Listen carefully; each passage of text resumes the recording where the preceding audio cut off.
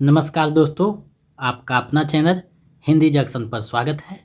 मैं परवेश कुमार सिन्हा आपके समक्ष एक नए वीडियो के साथ फिर उपस्थित हुआ हूं। अगर आप इस चैनल पर नए हैं तो चैनल को सब्सक्राइब कर दें और बेल आइकन को दबा दें ताकि मेरे आने वाला वीडियो का नोटिफिकेशन आपको मिलता रहे। और इस वीडियो को दोस्तों में ज़्यादा से ज़्यादा शेयर करें ताकि मैं दोगुने उत्साह के साथ इसी प्रकार वीडियो आपके लिए लेकर उपस्थित होता रहूं। चलिए आज के टॉपिक की तरफ बढ़ते हैं। आज का जो टॉपिक है वो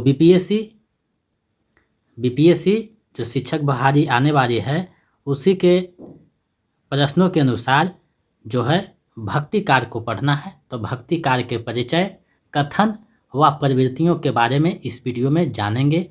इसमें हम भक्ति कार्य के परिचय, कथन और प्रवृत्तियों को जानेंगे कि किस कवि का क्या कथन है, किस जो है रचनाकार का क्या महत्ता है, किसका क्या उपनाम है और भक्ति कार्य का उदय कैसे हुआ, कितने भागों में विभाजित हुआ है, ये सारे चीज़ों को हम लोग इस वीडियो में जानेंगे। तो चलिए बिना देर करते हुए महत्वपूर्ण टॉपिक की तरफ बढ़ते हैं। दोस्तों, जैसा कि आप देख पा रहे हैं, भक्ति कार्य, परिचय, कथन एवं प्रवृत्तियाँ, यानी भक्ति कार्य का परिचय, कथन एवं प्रवृत्तियों के बारे में इसमें हम लोग जानेंगे। तो चलिए हम लोग आगे बढ़ते हैं। भक्ति कार्य यानी पूर्व मध्यकाल का समय शुक्र जी ने संवत 1375 से 1700 ईस्वी तक माना है। यानी शुक्र जी जो है इसका समय 1375 से 1700 संवत तक माना है। इसी के इर्द गिर्द और सभी जो है रचनाकारों ने जो हिंदी साहित्य का रचना की हैं उन्होंने भी इसका समय माना है। नेक्स्ट बिंदु है, जॉर्ज ग्रियर्सन ने भक्ति कार्य को हिंदी साहित्य का स्वर्ण काल कहा है, यानी हिंदी साहित्य का स्वर्ण युग कहा है। आचार्य हजारी प्रसाद द्विवेदी ने भक्ति कार्य को लोक जागरण कहा है। तो इस प्रकार देख रहे हैं कि किन किन कवियों ने क्या जो है इसे उपनाम दिया है। आचार्य रामचंद्र शुक्ल का कथन है जो परीक्षा में पूछा जाता है, भक्ति का जो सोता दक्षिण की ओर से धीरे धीरे उत्तर भारत की ओर पहले से ही आ रहा था, उसे राजनीतिक परिवर्तन के कारण शून्य पड़ते हुए जनता के हृदय में, यहाँ टाइपिंग मिस्टेक हुआ, जनता के हृदय में क्षेत्र में फैलने के लिए पूरा स्थान मिला। ये कथन जो है रामचंद्र शुक्ल का कथन है। परीक्षा की दृष्टि से रामचंद्र शुक्ल का एक एक जो है शब्द और कथन महत्वपूर्ण हो जाता है क्योंकि यहाँ से ज़्यादा प्रश्न बनता है। आप अगर 6 से लेकर 12 तक तैयारी कर रहे हैं तो भक्ति कार्य जरूर पढ़ना है। तो यहाँ से प्रश्न किस प्रकार पूछे जाते हैं ये MCQ में देखेंगे और हम लोग इसको जो है बारीकी से पढ़ेंगे। मैंने इस जो है टॉपिक में महत्वपूर्ण जो कथन था, महत्वपूर्ण चीज़ों को इसमें समाहित किया है क्योंकि व्यर्थ में ज़्यादा हम लोगों के पास समय नहीं है क्योंकि पूरा डिटेल में पढ़ें। तो हम लोग महत्वपूर्ण टॉपिक को पढ़ेंगे और परीक्षा की दृष्टि से तैयारी करेंगे। दूसरा कथन है रामचंद्र शुक्ल का, भक्ति आंदोलन की जो लहर दक्षिण से आई उसी ने उत्तर भारत की परिस्थिति के अनुरूप हिंदू मुसलमान दोनों के लिए एक सामान्य भक्ति मार्ग की भावना कुछ लोगों में जगाई। ये कथन रामचंद्र शुक्ल का है। अब हम लोग आगे बढ़ते हैं।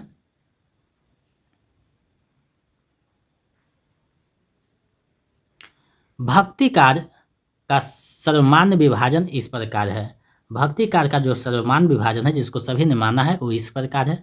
भक्ति कार्य देख रहे हैं, इसके जो है 2 खंड हुए। पहला जो है निर्गुण धारा, दूसरा है सगुण धारा। निर्गुण धारा के 2 भाग हुए, ज्ञान मार्गी शाखा और प्रेम मार्गी शाखा। सगुण धारा के भी 2 भाग हुए, राम भक्ति शाखा और कृष्ण भक्ति शाखा।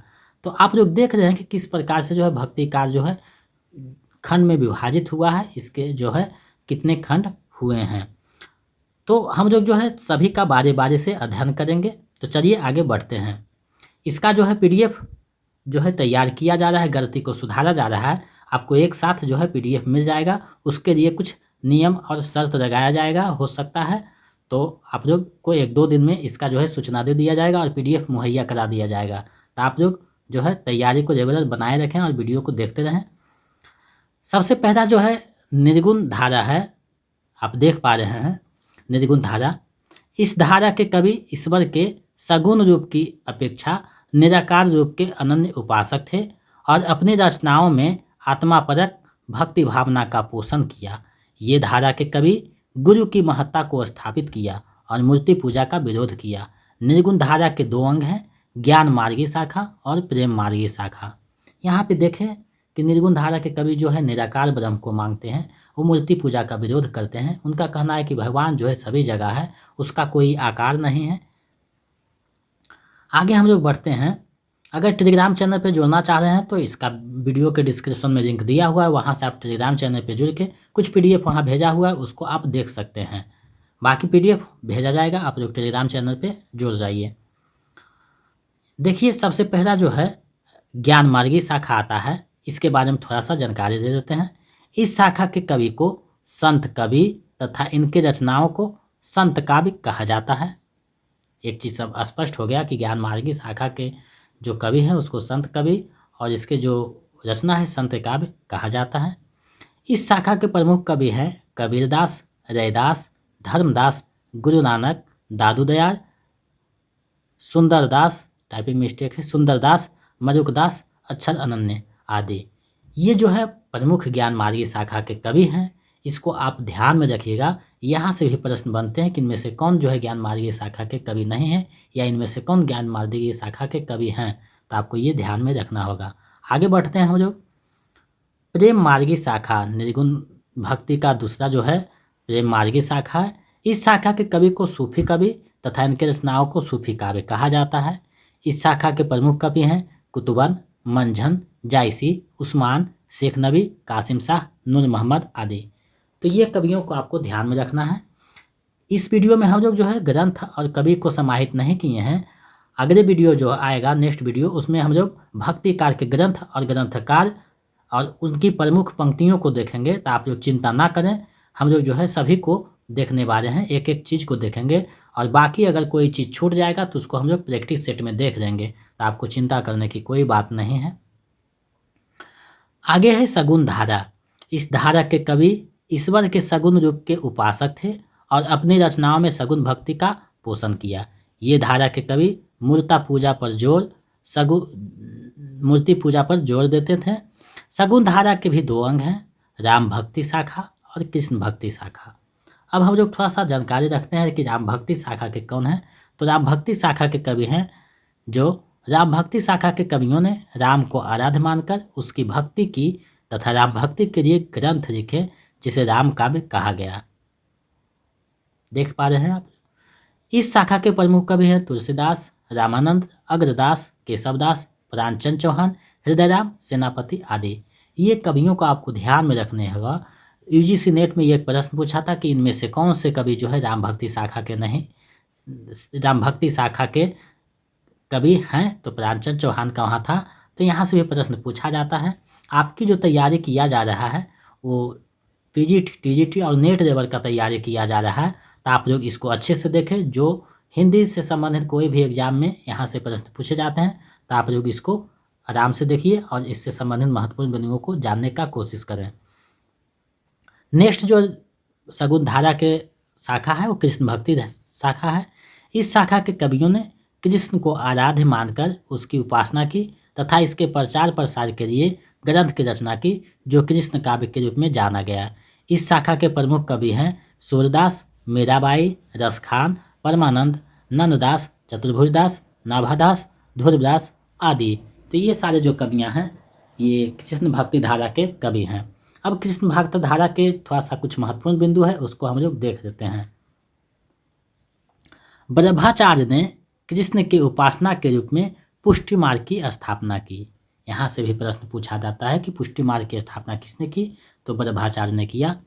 वल्लभाचार्य के पुत्र विट्ठलनाथ ने 1565 ईस्वी में अष्टछाप की स्थापना किया जिसमें 4 वल्लभाचार्य के शिष्य थे और 4 विट्ठलनाथ के थे, जो आरेख में दिया गया है। यानी आरेख के माध्यम से उसको हम लोग समझ सकते हैं। तो देख रहे हैं आरेख जो है किस प्रकार यहाँ दिया गया है। वल्लभाचार्य के शिष्य थे कुंभनदास, सूरदास, परमानंद दास, कृष्णदास। विठलदास के शिष्य थे गोविंद स्वामी, छित स्वामी, चतुर्भुज दास, नंददास। अब यहाँ से प्रश्न पूछा जाता है कि इनमें से कौन जो है विठलनाथ के शिष्य नहीं है, या कौन इसमें से विठलनाथ के शिष्य हैं, या ब्रह्मचार्य के कौन से अष्टछाप जो है कवि शिष्य हैं। तो यहाँ से भी प्रश्न पूछा जाता है, आप इसको ध्यान में रखिएगा। 1-2 बार पढ़िएगा, 2-4 बार, तो इसको आपके ध्यान में आ जाएगा। अष्टछाप के कवियों का मुख्य साधना केंद्र मथुरा जिले में गोवर्धन पहाड़ी पर स्थित श्रीनाथ जी के मंदिर था, जहाँ ये कवि 8 पहर कृष्ण के भक्ति किया करते थे।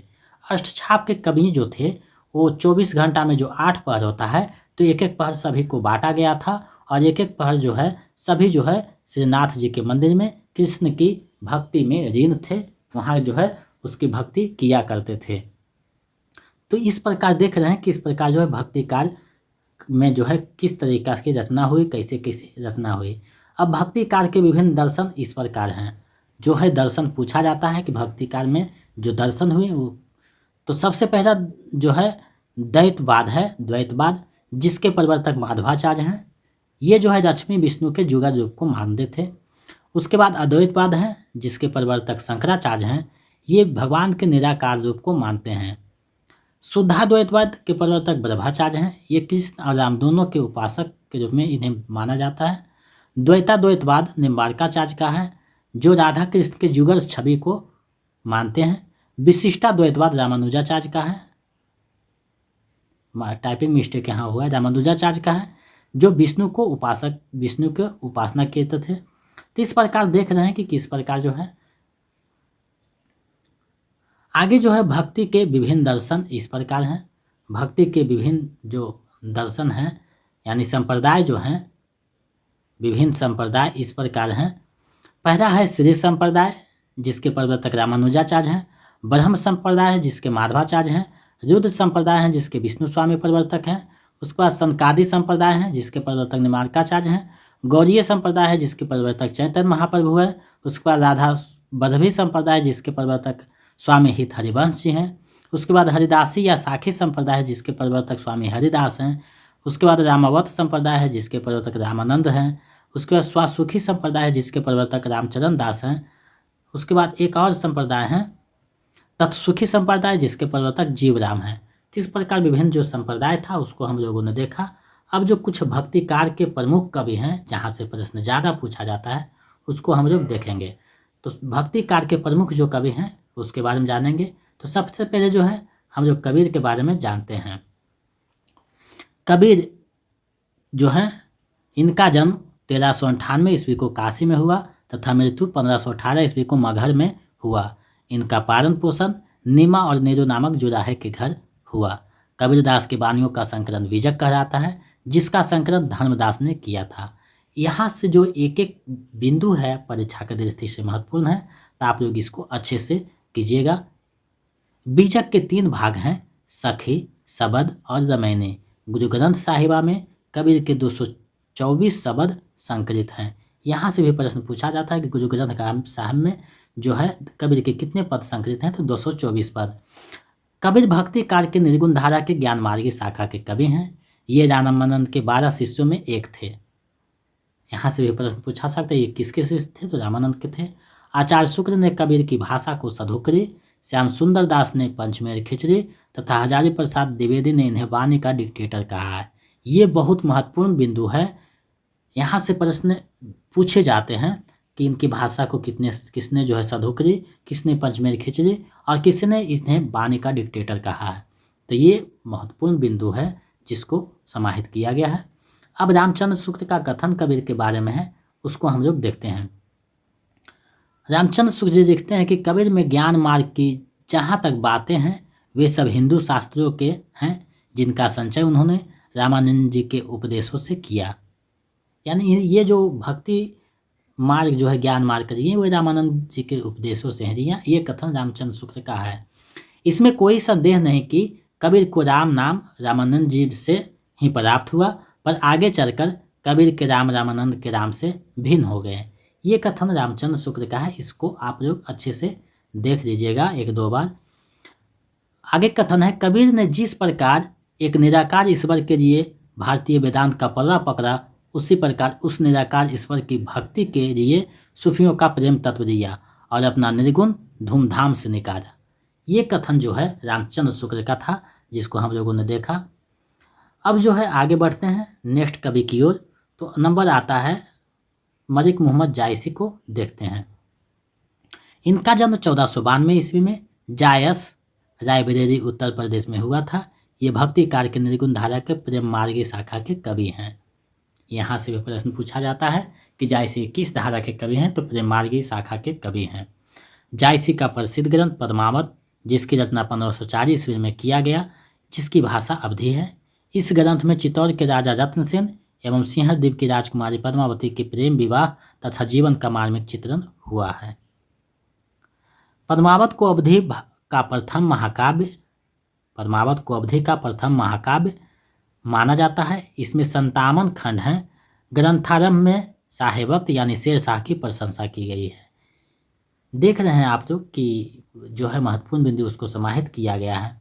इसमें जो है पद्मावत में 57 खंड हैं। अवधी भाषा का प्रथम महाकाव्य इसे माना जाता है। पद्मावत को प्रतीकात्मक काव्य कहा जाता है, जिसका प्रतीक योजना इस प्रकार है। अब हम लोग प्रतीक योजना को देखते हैं, क्योंकि यहाँ से भी प्रश्न पूछा जाता है। तो पात्र या शब्द जो पद्मावत में प्रयुक्त हुए हैं, और प्रतीक किसका प्रतीक है। रत्नसेन जो है मन या आत्मा या साधक का प्रतीक है। पद्मावत यानी पद्मावती जो है वो श्रद्धा, सात्विक बुद्धि या परमात्मा का प्रतीक है। सिंहर जो है हृदय का प्रतीक है। नागमती दुनिया धंधा या सांसारिक बुद्धि का प्रतीक है।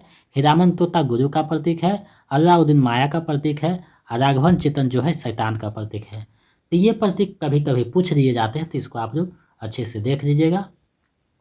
आगे जो बिंदु है, विरह वर्णन के कारण इसे प्रेम की पीर का काव्य कहा गया है, यानी पद्मावत को जो है प्रेम के पीर का काव्य कहा गया है। नेक्स्ट बिंदु है, शुक्र जी जायसी के 3 ग्रंथ पद्मावत, अखरावट और आखिरी कलाम को ही प्रमाणिक मानते हैं। आखिरी कलाम में बाबर की प्रशंसा की गई है। शुक्र जी लिखते हैं, पद्मिनी के रूप का जो वर्णन जायसी ने किया है, वह पाठक को सौंदर्य की लोकोत्तर भावना में मग्न करने वाला है। ये जो है कथन पूछा जाता है, तो आप लोग इसको अच्छे से देख लीजिएगा। चलिए नेक्स्ट कवि को देखते हैं। आज का वीडियो थोड़ा सा लंबा हो जाएगा, क्योंकि टॉपिक थोड़ा सा बड़ा है। नेक्स्ट कवि हैं तुलसीदास। इनके बारे में हम लोग जानते हैं। सामान्यतः तुलसीदास का जो जन्म है वो 1532 ईस्वी, मृत्यु 1632 ईस्वी मानी जाती है। इनके पिता का नाम आत्माराम दुबे, माता का नाम हुसी, पत्नी का नाम रत्नावली और गुरु का नाम नरहरियानंद था। तुलसीदास पर विशिष्ट द्वैतवाद तथा श्री संप्रदाय का प्रभाव है, तथा इनकी भावना जो है दास्य भाव की है। यहाँ जो है इनकी भक्ति भावना जो है पूछ लिया जाता है कि तुलसीदास की भक्ति भावना कैसी थी, तो दास्य भाव की व्यक्ति थी। शुक्र जी तुलसीदास के 12 ग्रंथों को प्रमाणिक माना है, जो है वैराग संदीपनी, रामाज्ञा प्रश्न, जानकी मंगल, रामचरितमानस, पार्वती मंगल, कृष्ण गीतावली, विनय पत्रिका, दोहावली, भजय रामायण, कवितावली या हनुमान कवितावली का ही एक खंड है हनुमान बाहुक, राम रह नहछू। तो ये 12 जो है इनकी प्रमाणिक ग्रंथ है, जिसको रामचंद्र शुक्ल ने प्रमाणिक माना है। आगे जो बिंदु है, हनुमान बाहुक की रचना तुलसी ने बाहु रोग से मुक्ति के लिए की थी। रामचरितमानस की रचना करने में तुलसीदास को 2 वर्ष 7 माह 26 दिन का समय लगा। मानस 7 खंडों में विभक्त है, जिसका क्रम है बारकांड, अयोध्याकांड, अरण्यकांड, किष्किंधाकांड, सुंदरकांड, लंकाकांड, उत्तरकांड।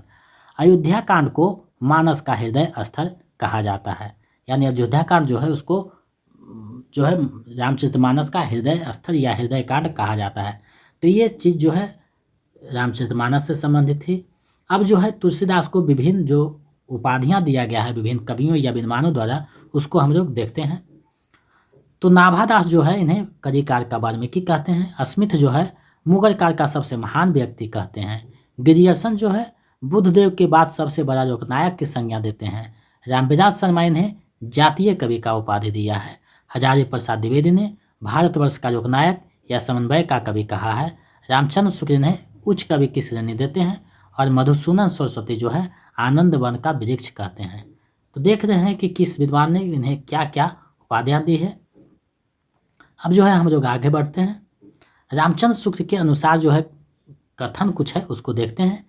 तो पहला कथन है, गोस्वामी जी के प्रादुर्भाव को हिंदी काव्य क्षेत्र में एक चमत्कार समझना चाहिए। हिंदी काव्य की शक्ति का पूर्ण प्रसार इनकी रचनाओं में ही पहले पहर दिखाई पड़ा।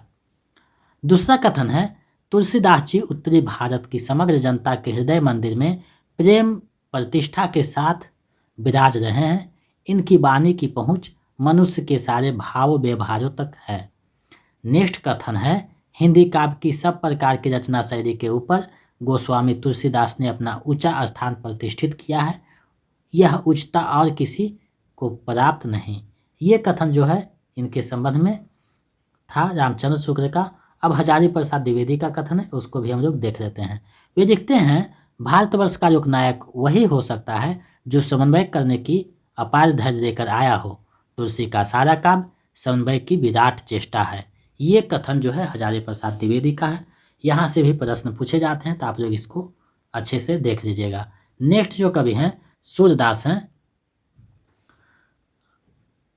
सूरदास का जन्म 1478 ईस्वी को सीही रामचंद्र शुक्ल जो है गऊ घाट मानते हैं हजारी प्रसाद द्विवेदी में, तथा मृत्यु जो है 1583 ईस्वी को देवास में हो गए। ये ब्रज भाषा के कवि हैं। शुक्ल जी इनकी रचनाओं को प्रमाणिक मानते हैं। उसमें है सुरसागर, सुर सारावरी और साहित्य लहरी। खुद सुर ने चंद्रबरदाई का वंशज बताया है, यानी खुद को जो है चंद्रबरदाई का वंशज बताते हैं। शुक्ल जी ने सूर्य को वात्सल्य व श्रृंगार का सम्राट, हजारी प्रसाद द्विवेदी ने सूरसागर को स्त्री चरित्र का विसार का भी कहा है। शुक्ल के अनुसार सूरसागर एक उपरंभ काव्य या ध्वनि काव्य है।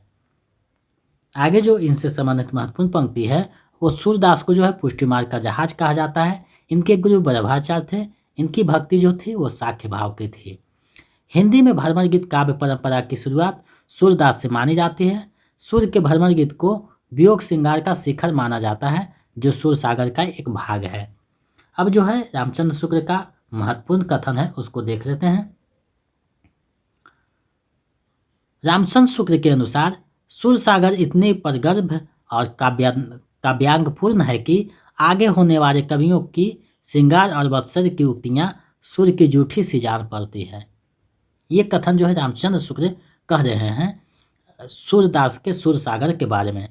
वे आगे लिखते हैं, सूरसागर में जहाँ जहाँ जगह जगह दृष्टिकूट वाले पद मिलते हैं यह भी विद्यापति का अनुकरण है। ये कथन जो है यूजीसी नेट में पूछा जा चुका है तो आगे भी पूछा जाएगा। 6 to 8 का जो 9 to 10 एग्जाम हुआ था उसमें भी प्रश्न पूछे गए थे विशिष्टाद्वैतवाद यानी दर्शन से संबंधित, तो उसको आप लोग देख लीजिएगा। आगे जो कथन है रामचंद्र शुक्ल का वो लिखते हैं कि भ्रमर गीत सुर साहित्य का मुकुटमणि है। यह वात्सल्य और श्रृंगार के पदों को निकाल भी दिया जाए तो यदि इसमें से तो हिंदी साहित्य में सूर्य का नाम अमर रखने के लिए भ्रमर गीत ही काफ़ी है। ये कथन जो है रामचंद्र शुक्ल का है। आगे उनका कथन है, वात्सल्य और श्रृंगार के क्षेत्रों का जितना अधिक उद्घाटन सूर्य ने अपनी बंद आंखों से किया उतना किसी और ने नहीं। इन क्षेत्रों का वे कोना कोना झाँक आए। आगे वो लिखते हैं, सूरसागर की रचना में संस्कृत की कोमलकांत पदावली और अनुप्रासों की वह छटा नहीं है जो तुलसीदास की रचना में दिखाई पड़ती है। तो ये कथन रामचंद्र शुक्ल का था। अब राम कुमार वर्मा का ये कथन है उसको देखते हैं। सूरदास की कविता में हम विश्वव्यापी राग सुनते हैं, वह राग मनुष्य के हृदय का सूक्ष्म उद्गार है। तो ये सारे कथन जो है सूरदास के बारे था। अब हम लोग जो है इससे संबंधित कुछ महत्वपूर्ण बिंदु है उसको देख लेते हैं। तो मीराबाई की जो भक्ति है वो माधुर्य भाव की है। इनके गुरु रैदास माने जाते हैं। अष्टछाप के कवियों में कुंभन दास सबसे वरिष्ठ तथा नंद दास सबसे कनिष्ठ हैं। रामचंद्र शुक्ल ने केशव को कठिन काव्य का प्रेत कहा है। दक्षिण भारत में अरबार संतों की वाणी से राम भक्ति प्रस्फुटित हुई। ये मुख्यतः विष्णु भक्त थे। इनकी संख्या 12 मानी जाती है। अंडार एकमात्र महिला आरबार संत थी। इन्हें दक्षिण की मीरा कहा जाता है। ये महत्वपूर्ण बिंदु आरबार से संबंधित था। आगे जो है केशव दास एक अलंकारवादी कवि हैं। इन्हें रीतिकार का प्रवर्तक माना जाता है। उत्तर भारत में भक्ति का प्रसार का श्रेय रामानंद को है। सहजाबाई का संबंध भक्तिकार के ज्ञानाश्रय शाखा से है। आगे जो कथन है, सूफी काव्य परंपरा में आराध्य को प्रायः प्रेमिका के रूप में देखा गया है। ये सारे जो है महत्वपूर्ण कुछ कथन थे जिसको हमने समाहित किया, जहाँ से प्रश्न पूछे जाते हैं। अब जो है कुछ प्रवृत्तियाँ पूछ लिया जाता है, इनमें से कौन सी जो है भक्ति कार्य की प्रवृत्ति नहीं है, इस तरीका से। तो भक्ति कार्य में जो है मुख्यतः गुरु का महत्व बताया गया है, भक्ति भावना की प्रधानता है, समन्वय की भावना है, आडंबर का विरोध हुआ है, लोक भाषा का प्रयोग हुआ है, समानता की भाव है, बहुजन हिताय यानी सभी के लिए एक बराबर हित के बात सोचा गया है। तो ये जो महत्वपूर्ण बिंदु था भक्ति कार्य के परिचय और कथन और प्रवृत्तियाँ के बारे में था। तो इसमें जो है भक्ति कार्य के परिचय पर, भक्ति कार्य में कौन कौन से आते हैं, कौन कौन कभी आते हैं, ये सारी चीज़ों को हमने देखा। अब जो है इससे संबंधित कुछ MCQ को भी देख लेते हैं जो प्रश्न में पूछा गया है और पूछे जाने की प्रबल संभावना है। तो इसको हम लोग देख लेते हैं। पहला प्रश्न है, रामचंद्र शुक्ल के अनुसार तुलसीदास के प्रमाणिक ग्रंथों की संख्या कितनी है? रामचंद्र शुक्ल के अनुसार तुलसीदास के प्रमाणिक ग्रंथों की संख्या कितनी है? विकल्प आपके सामने है, सही विकल्प का चयन करना है। BPSC के अनुसार 5 विकल्प को बनाया गया है, तो आप सही जवाब इसका दीजिए। तो इसका सही आंसर विकल्प ग हो जाएगा। 12 ग्रंथों को जो है प्रमाणिक माने हैं। चलिए नेक्स्ट प्रश्न देखते हैं। दूसरा प्रश्न है, भारतवर्ष का लोकनायक वही हो सकता है जो समन्वय करने का अपार धर लेकर आया हो। यह कथन किस आलोचक का है? आपको बताना है यह कथन किस आलोचक का है। विकल्प आपके सामने है, सही विकल्पों का चयन करना है। तो इसका सही आंसर विकल्प खा हो जाएगा, हजारी प्रसाद द्विवेदी का ये कथन है। चलिए नेक्स्ट प्रश्न देखते हैं। ये सारे प्रश्न जो है UGC नेट और PGT से संबंधित प्रतियोगिता परीक्षा में पूछा जा चुका है, आगे भी पूछे जाने की प्रबल संभावना है, तो इसको आप लोग अच्छे से देखिएगा। भक्ति आंदोलन की जो लहर दक्षिण से आई थी, उसी ने उत्तर भारत की परिस्थिति के अनुरूप हिंदू मुसलमान दोनों के लिए एक समान भक्ति मार्ग की भावना कुछ लोगों में जगाई। यह विचार किसका है? आपको बताने हैं। विकल्प आपके सामने है, सही विकल्प का चयन करना है।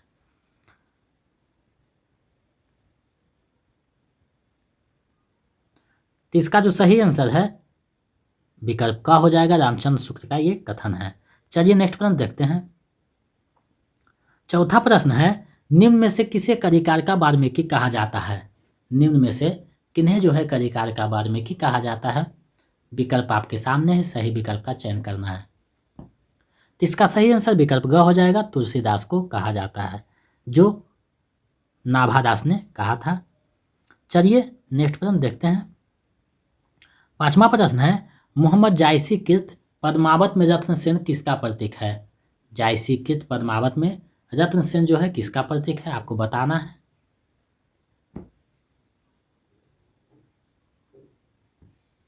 इसका जो सही आंसर है विकल्प का हो जाएगा, आत्मा का प्रतीक है। चलिए नेक्स्ट प्रश्न देखते हैं। छठा प्रश्न है, निम्न में से अष्टछाप के कवि कौन हैं? निम्न में से अष्टछाप के कवि कौन हैं? आपको बताना है। विकल्प आपके सामने है, सही विकल्प का चयन करना है। निम्न में से अष्टछाप के कवि कौन हैं? तो इसका सही आंसर हो जाएगा उपयुक्त में से एक से अधिक, क्योंकि छित स्वामी भी हैं, परमानंद दास भी हैं, कृष्णदास भी हैं। तो इसका सही विकल्प घ हो जाएगा, उपयुक्त में से एक से अधिक। चलिए नेक्स्ट प्रश्न देखते हैं। सातवां प्रश्न है, विशिष्टाद्वैतवाद के प्रवर्तक कौन है? विशिष्टाद्वैतवाद के प्रवर्तक कौन है? आपको बताने हैं। विकल्प आपके सामने है, सही विकल्प का चयन करना है। तो इसका सही आंसर विकल्प ग हो जाएगा, उपयुक्त में से कोई नहीं, क्योंकि विशिष्टाद्वैतवाद के प्रवर्तक रामानुजाचार्य हैं, जो विकल्प में नहीं है, तो उपयुक्त में से कोई नहीं हो जाएगा। इसी तरीका से जो है BPSC प्रश्न को फंसाता है, तो आपको गहरी जानकारी रखना होगा और विषय जो टॉपिक है उस पर अच्छा पकड़ बनानी होगी, क्योंकि थोड़ा से काम नहीं चलेगा। नेक्स्ट प्रश्न है, भ्रमर गीत सुर साहित्य का मुकुट मणि है। यदि वात्सल्य और श्रृंगार के पदों को निकाल भी दिया जाए तो हिंदी साहित्य में सुर का नाम अमर रखने के लिए भ्रमर गीत ही काफ़ी है। यह कथन किस आलोचक का है? आपको बताना है। विकल्प आपके सामने है, सही विकल्प का चयन करना है। तो इसका जो सही आंसर है विकल्प ख हो जाएगा, ये रामचंद्र शुक्ल का कथन है। चलिए नेक्स्ट प्रश्न देखते हैं। नौवां प्रश्न है, रामचरितमानस किस भाषा में लिखा गया है? रामचरितमानस किस भाषा में लिखा गया है? विकल्प सामने है, सही विकल्प आपको ढूंढना है। तो इसका जो सही आंसर है विकल्प ख हो जाएगा, अवधी भाषा में लिखा गया है। चलिए इस वीडियो का अंतिम और 10वां प्रश्न देखते हैं। 10वां प्रश्न है, कबीर के निर्गुण पंथ का आधार भारतीय वेदांत और सूफियों का प्रेम तत्व है। यह कथन किस आलोचक का है? कबीर के निर्गुण पंथ का आधार भारतीय वेदांत और सूफियों का प्रेम तत्व है। यह कथन किस आलोचक का है? आपको बताना है। विकल्प आपके सामने है, सही विकल्प का चयन करना है। तो इसका सही आंसर विकल्प का हो जाएगा, ये रामचंद्र शुक्ल का कथन है। तो इस प्रकार जो है आज भक्ति कार्य का परिचय, कथन एवं प्रवृत्तियों के बारे में देखा समझा जाना, हमें लगता है ये आपकी तैयारी में महत्वपूर्ण भूमिका निभाएगी। आप लोग इसको 1-2 बार देख लीजिएगा तो आपके जो है दिमाग में बैठ जाएगा, और इसका PDF आपको दिया जाएगा, वहाँ से 1-2 बार अभ्यास जो है रिवीजन करते रहिएगा, तो ये आपके दिमाग में बैठा रहेगा। अगर आप मेरे चैनल पर नए हैं तो चैनल को सब्सक्राइब कर दें और बेल आइकन को दबा दें ताकि नोटिफिकेशन मिलता रहे, और ज़्यादा से ज़्यादा दोस्तों में शेयर करें ताकि जो हमें हौसला मिलता रहे और हम जो है आपको नियमित वीडियो लेकर आता रहूं और आपकी तैयारी को मजबूती प्रदान करता रहूं। तो आप लोग जो है यूँ ही सहयोग बनाए रखें। टेलीग्राम चैनल पर जुड़ना चाहते हैं तो उसका लिंक जो है वीडियो के डिस्क्रिप्शन में दिया हुआ है, वहाँ से जुड़ सकते हैं। व्हाट्सएप अगर किसी को करना हो, कोई समस्या हो, तो मेरा नंबर है 72 61 81 53 07। इस पर आप व्हाट्सएप कर सकते हैं। कॉल नहीं कीजिएगा क्योंकि कॉल नहीं हम उठा सकते हैं। आप व्हाट्सएप कीजिएगा, हम समस्या का समाधान करने का पूरा कोशिश करेंगे। तो ठीक है, मिलते हैं एक नए वीडियो में। तो आप लोग जो है वीडियो को देखते रहें और तैयारी को करते रहें। बहुत बहुत धन्यवाद।